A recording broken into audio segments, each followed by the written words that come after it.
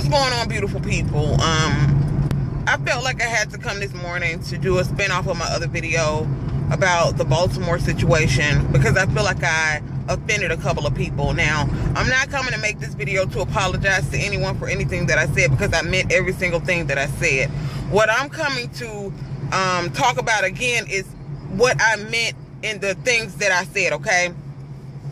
Okay, so I've been watching a lot of, the matter of fact, that's all I watched yesterday. I kept my television on CNN and I saw the things that were going on. Now, we all know that, back in the day, Martin Luther King Jr., I don't want to, misquote him, but he said, riots are, basically the voice of the unheard. People go and do these riots because they've tried so long to get justice and stop the injustices that are going on in the world, and it's just like they keep happening. Even now, matter of fact, I'm not even going to say that right now. I'm going to talk about that in a minute. I don't want to get into that just yet, but we're talking about these young kids. Let me tell you how this whole situation started. These young kids got out of school at like around 3 o'clock in the evening, and they decided that they wanted to, I'm pretty sure you guys have heard of this movie, The Purge. They decided that they want to go on this person. Now, this is coming from credible sources from, these news anchors and people who were actually at the mall. I'm not making this shit up, and I hope that they wouldn't be making this shit up either.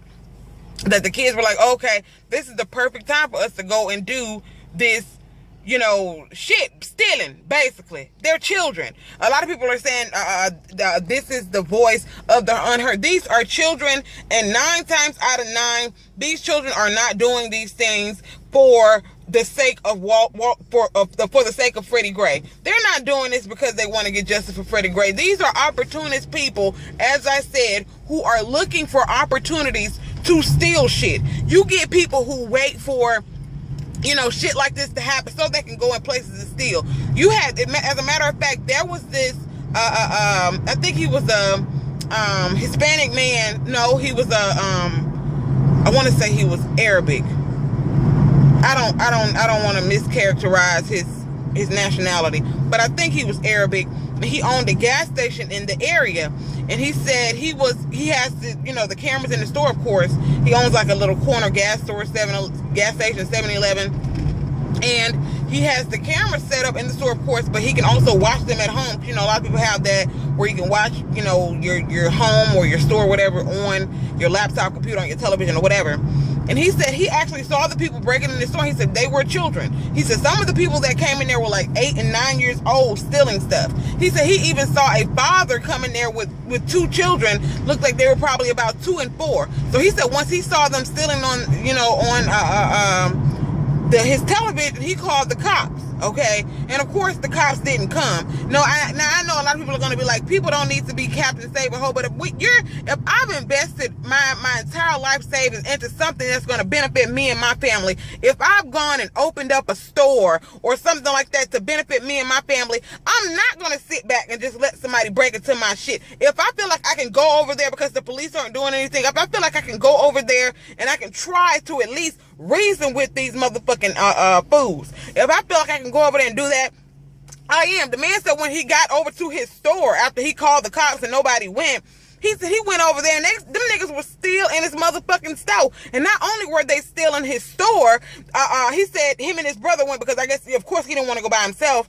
He said one guy was in there with his fucking children. The one I told you about, the man that was in there with the 2 and the 4-year-old, he said the dude was still in there with his children, stealing his shit while you in my store stealing while I'm walking in here looking at you. No fucks given. That's how bad the shit was yesterday. And he said, of course, they tried to stop him. One of the little boys, he said a boy like he was about 12, 13 years old, got a bottle and bust the bottle over his brother's head. This is some buffoon shit, y'all. You not finna rectify this. And now they sitting there trying to say on the news, now look, I'm all, but look, my thing is this.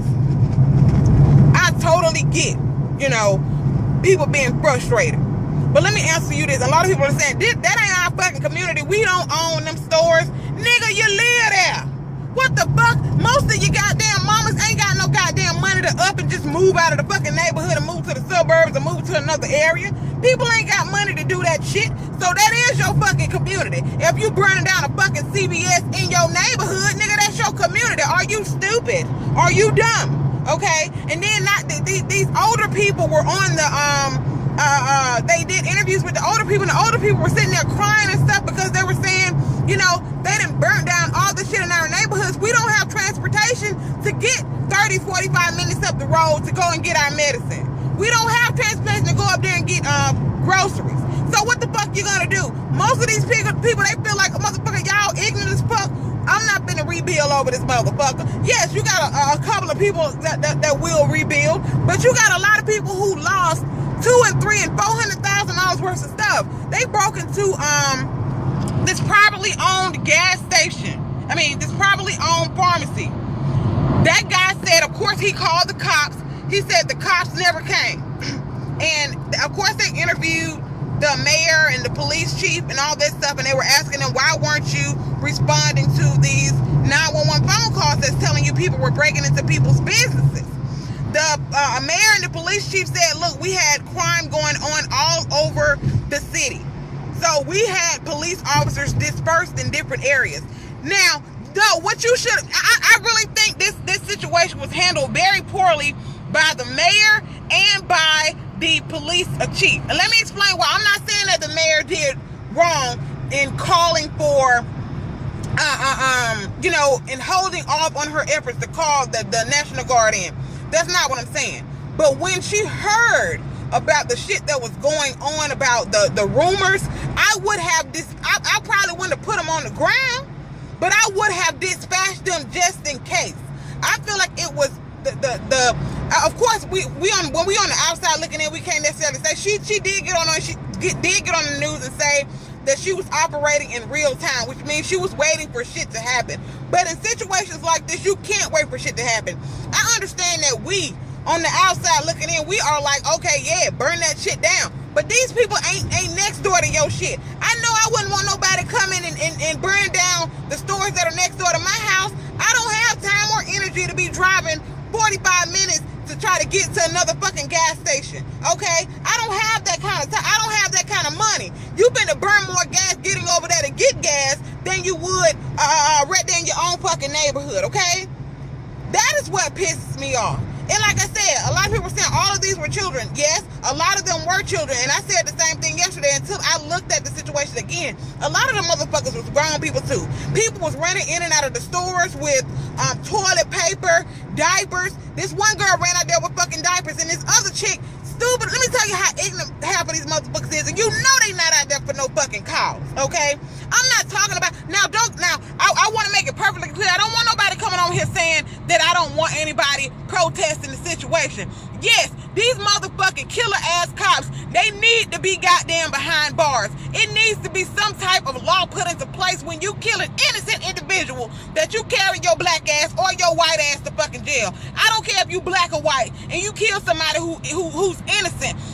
The motherfucker fucker try. I know we all innocent until proven guilty, but once your motherfucking ass is found that you killed this person, they had nothing on them, they didn't do shit, you need to carry your ass to jail. Ain't no fucking just kick you off of the force. No.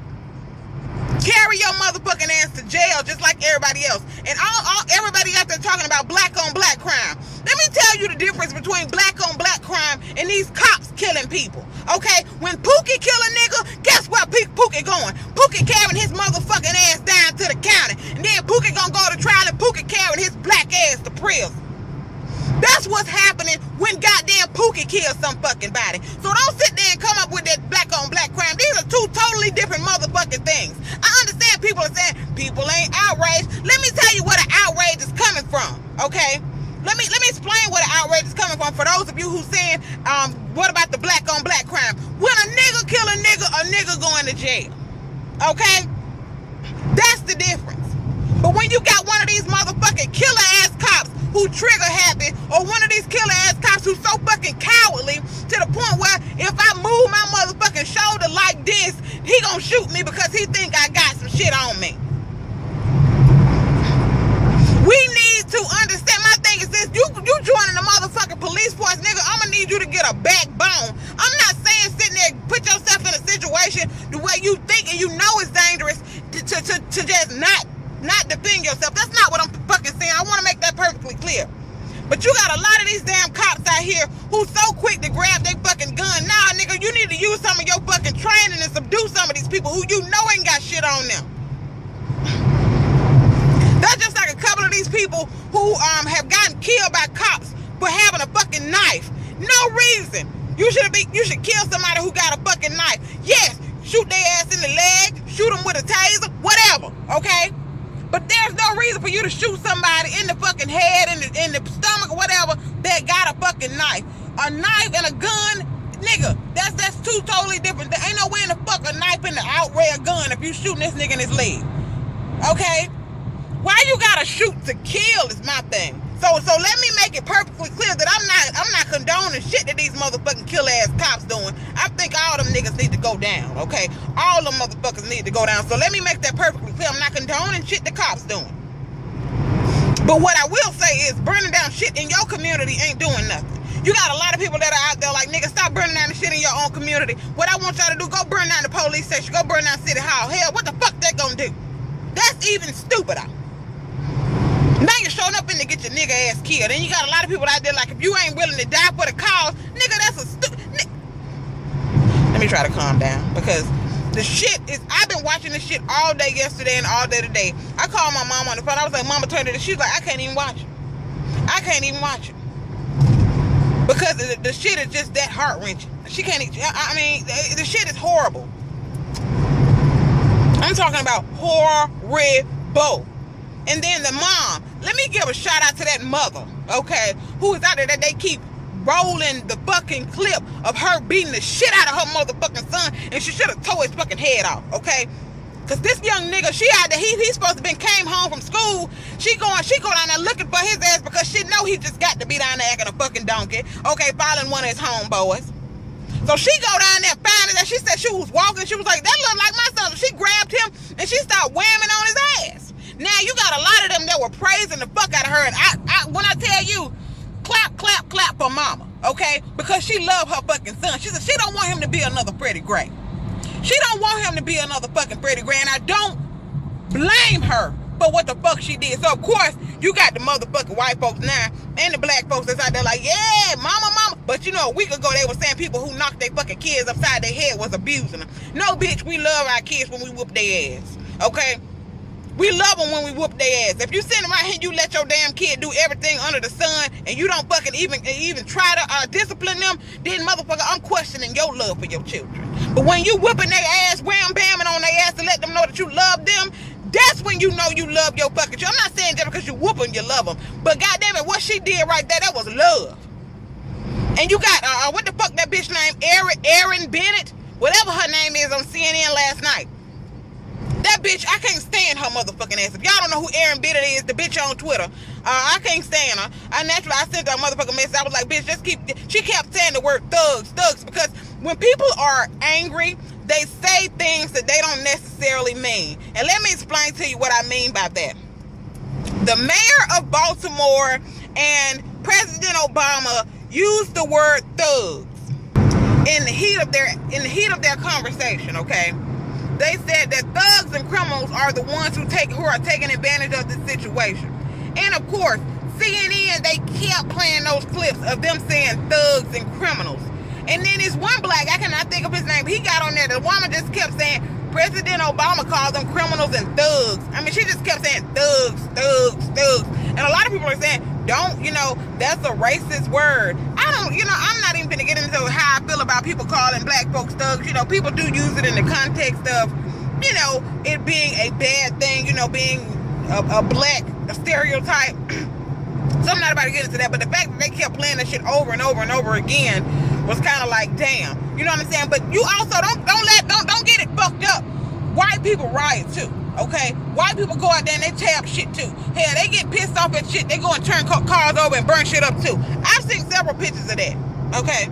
So don't just make it seem like it's a black thing. But I think this whole situation is going on. I want people to know, no, I'm not saying that I'm on the cop side. I feel like the motherfuckers need to go down. But I feel like burning up shit next door to your fucking house where your grandmama can't go and get her fucking medication is some fucking bullshit. Them niggas went in there and stole a $300 safe with nothing but narcotics in it. Nigga, that's an opportunity situation.